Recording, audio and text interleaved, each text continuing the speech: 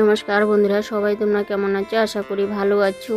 আমি রান্না নিয়ে চলে আসলাম। প্রথমে আমি মাছ ভেজে তুলে নিয়েছি, তারপর কাঁকরোল আমি এভাবে পাতলা পাতলা করে আলু ভাজার মতো করে কেটে নিয়েছি, সাথে আমি পেঁয়াজ কুচিও দিয়ে দিয়েছি। তারপর ওই তেলের মধ্যে ঢেলে দিয়ে দিলাম, দিয়ে হলুদ লবণ দিয়ে নাড়াচাড়া করে ঢেকে রাখলাম।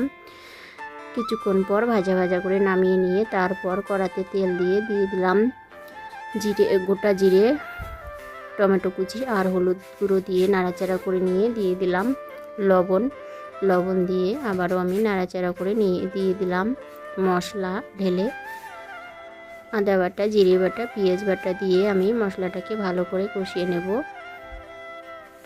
মশলা কষানো হয়ে গেছে, তারপর পরিমাণ মতো জল ঢেলে দিয়ে দিলাম। ঝোল ফুটে গেলে ভেজে রাখা মাছ ঢেলে দিয়ে দিব।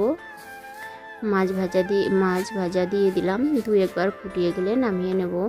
এখানে আমি ডাল বানিয়ে নিয়েছি, তারপর এখানে কাঁকরোল ভাজা আর এখানে হলো মশলা দিয়ে মাছ ভাজা। এই হলো আজকের দুপুরবেলার মেনু। খেতে বসলাম ডাল, মশলা দিয়ে মাছ কষা, আর এখানে হলো কাঁকরোল ভাজা আর হলো ভাত।